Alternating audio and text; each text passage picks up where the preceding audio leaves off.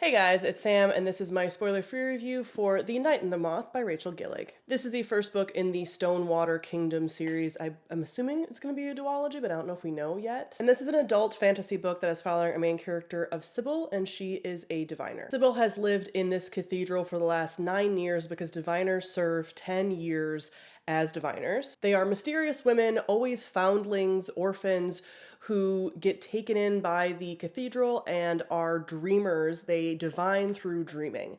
So in this world, there are gods called omens. Bless you, Banks. Bless you.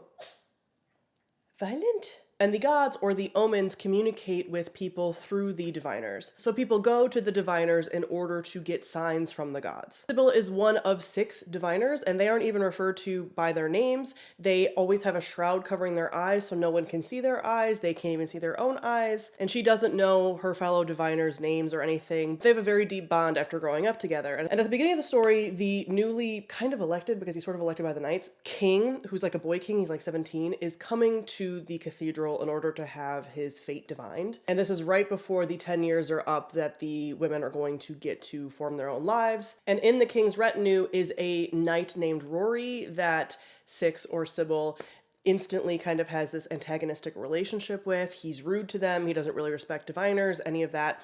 And after the king's fate is divined, all of a sudden the other diviners start going missing, so Sybil has to team up with this knight to figure out what's going on. So first off, I'm gonna talk about the world building. The world in here is very like gothic, atmospheric, and when I've seen other people already talking about this book, because this was recently released, a lot of people are talking about the vibes, and I do think the vibes in here are very good. We have this like gothic cathedral, we have stained glass, we have all of the gods and the omens having a certain imagery that they're connected to and a certain symbol. We have the shrouds on the diviners. There's gargoyles, and so we have this like gargoyle. There's a gargoyle character that I'll talk about soon.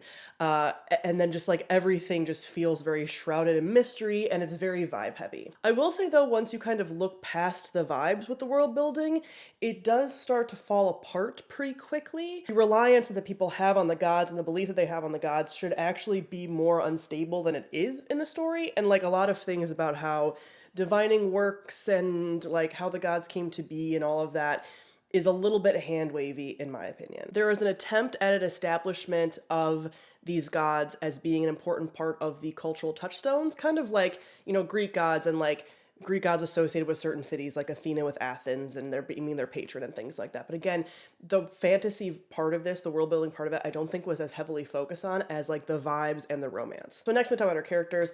I liked our main character of Sybil. I liked that she was originally like a very sort of cloistered girl who was trying to just be a good diviner. Like she wanted that to be a big piece of her identity, and she has this very strong tie to the other diviners that she grew up with, and that all feels very like good and believable. Also, she has a relationship with another character, this gargoyle, that ends up going with them on this quest, and I love like a creature companion, and that's what this character is. And he is very funny and very sweet, and he has a lot of quirks, and all of that felt really believable, and I really enjoyed that. And just like her slowly becoming someone that is a little bit more centered in themselves and their identity.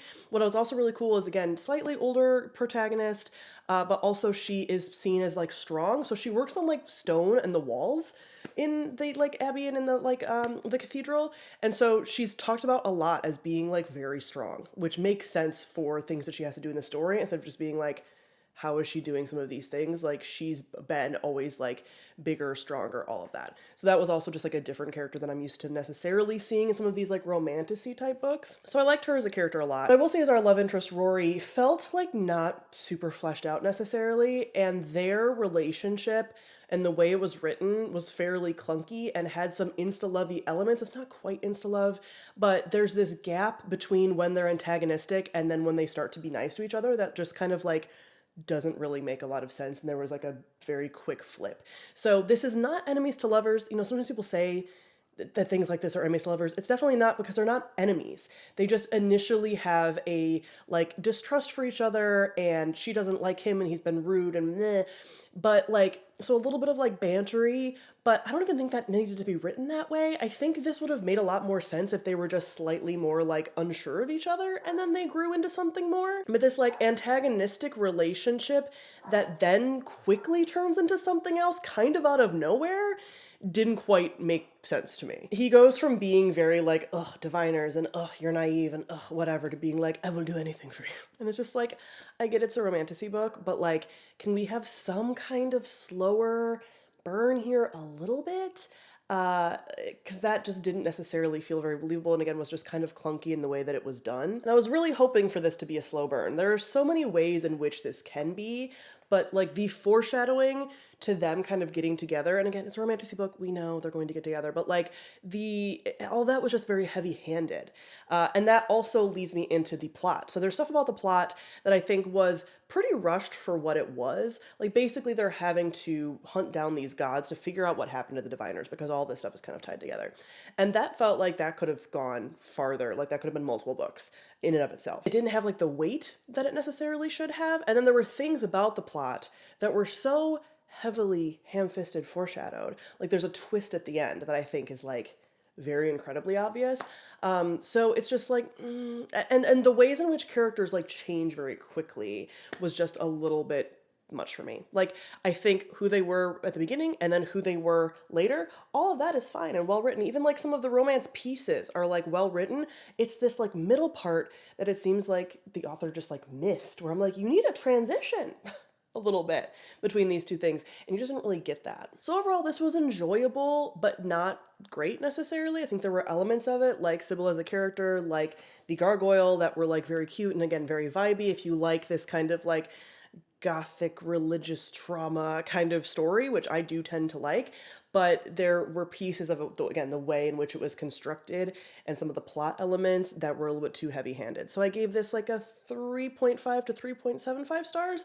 I do plan to continue with the series and read the second one. I think it's going to be a very different book, like tonally, because of like what they did in this one and sort of what's next. So I'm interested to see kind of what happens there.